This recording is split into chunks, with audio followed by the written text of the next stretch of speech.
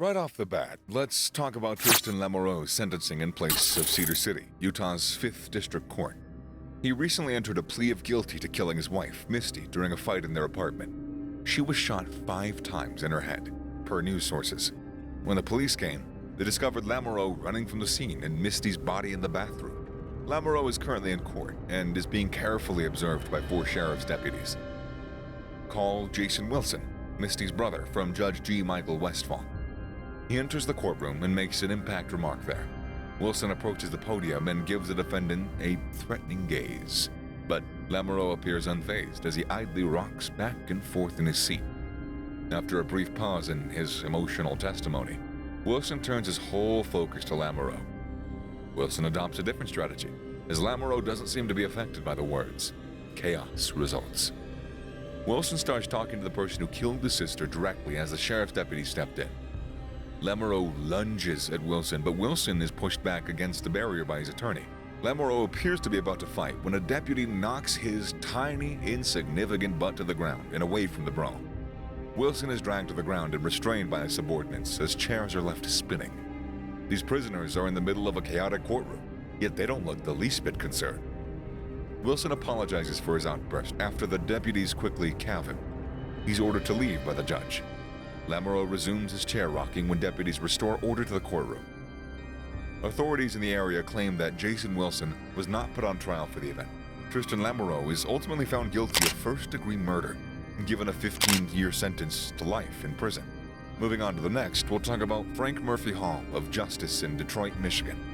Today, Jasmine Gordon, 25, and Clifford Thomas, 34, will receive sentences for killing Jimmy Ellis Smith, Gordon's 3-year-old daughter. The girl was being watched over by Thomas, who is not Jimmy Ellis's father, when he alleges she hit her in the head and stopped breathing. The infant suffered severe blunt force trauma injuries, but authorities declared her death to be a homicide. In addition to additional accusations, Gordon and Thomas were both convicted guilty of involuntary manslaughter. Gordon and Thomas are in court together today to avoid having to repeat the impact statements from the family. The judge said, "She made a horrible choice.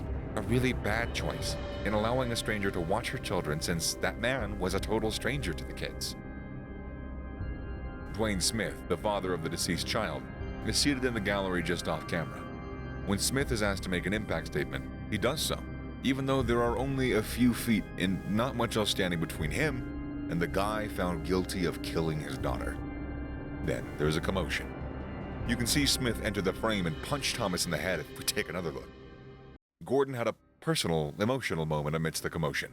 Her lawyer needs to reassure her about it. It takes several sheriff's deputies to regain control.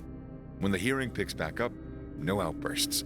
Judge Margaret Van Houten sternly warned. For unintentional manslaughter and 1 to 2 years for resisting arrest, the judge sentenced Thomas to 57 months to 15 years in prison. Gordon, who's in tears, pleads with the judge as Thomas is taken away. Judgment doesn't seem to be affected by the tears. She did, however, impose prison terms on Gordon for first-degree child abuse and involuntary manslaughter of 7 to 15 years each.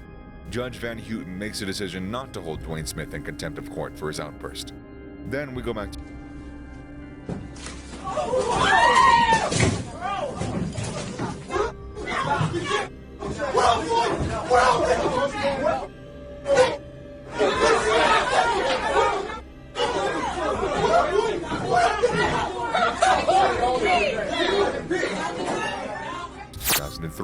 when a convicted killer stood only a few feet from a grieving family in search of retribution. Jerome Boggs is on trial for allegedly killing Blister Cook and his 4-year-old son TJ. He's also accused of robbery and breaking.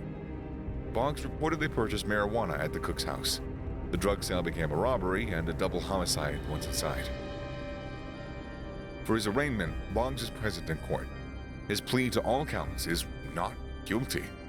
Members of the victim's family, horrified by this terrible act, are in the gallery. Boggs is sent back to his cell as the judge decides that he be kept without bond. Mike Cook, the brother of Mr. Cook, rushed to the defendant at the same time. Donald Keith, the second brother, tries to seize Boggs. Officers managed that issue, and after that, a third individual tried to attack Boggs but was unsuccessful. He sneaks out of the back door. Boggs is fortunate to have numerous police officers present in the courtroom to keep the irate family members away from him. Later, after being found guilty of all charges, he was given a life sentence without the possibility of parole, and everyone rejoiced. Finally, we arrive at the Cuyahoga County Common Pleas Court in Cleveland, Ohio. Michael Madison, a convicted serial killer, was sentenced. For the murder and mutilation of 3 young ladies in Ohio, Madison was found guilty on 3 counts of aggravated murder. The East Cleveland neighborhood was horrified by the gruesomeness of the crime.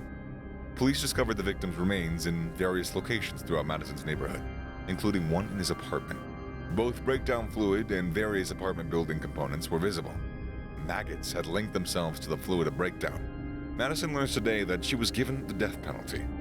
Van Terry, the father of one of Madison's victims, approaches the podium as part of the hearing to deliver a victim impact statement. Mr. Terry is now only a few feet away from the man who killed his daughter so ruthlessly. Terry is speaking while looking directly at Madison, and in the span of a single eyelash, he leaped in the direction of the criminal, sparking a dogfight. Terry is freed from all accusations. A short while later, Nancy McDonald, the county judge, sentences Madison. Michael Madison has been given a death sentence and is currently residing on Ohio's Execution Row. My name is Van Terry.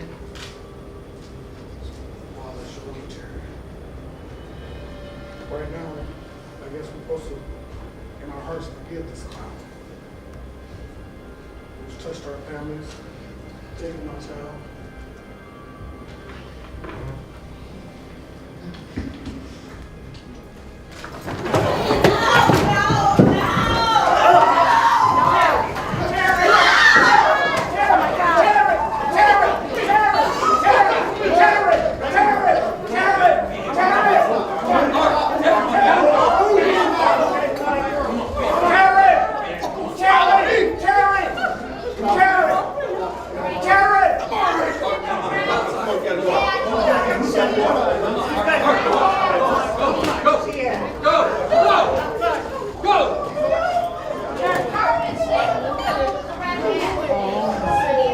We now travel to Roswell, New Mexico, where Michael Cox Jr. is facing charges in a criminal trial at the Otero County Courthouse. Authorities claim Cox sexually assaulted a small child. The two were together watching TV by themselves. He was accused of having illicit sex with a juvenile under the age of 13. Judge Jerry Ritter Jr. convenes a bench conference with the lawyers for both sides after the trial is over and Cox has been found guilty. Cox tries to vent his resentment as Deputy District Attorney Scott Key, who recently assisted in Cox's conviction, makes his way back to the scene. Scott Key dodges Cox's lunge by moving quickly before colliding with the podium. As Key is falling to the ground, he swings at him. Just in time to see the commotion, Officer Katie Smith enters the courtroom. She makes an effort to restrain the officers. Key stands up and advances on Cox, but as a member of the audience gets involved, the melee only gets worse. Judge Ritter again tries to regain control of the chaotic situation in his courtroom. He gets off the bench and instructs to clear the space right away. Now that the altercation has ended, Key gathers himself. After a brief moment of repair, he straightens the region, even repositioning a garbage can as Cox is handcuffed and taken away. Finally, the order is established. In addition to receiving an additional 6 years in prison for his reckless attack on Key, Michael Cox Jr., a recently convicted felon, also received 18 years in prison for having a criminal sexual contact with juvenile. The two sentences will follow one another. Well, that's it for today, guys. Please share your thoughts on this with us below. Keep up to date with the latest courtroom topics by subscribing to the channel and clicking on that bell icon for more feature updates.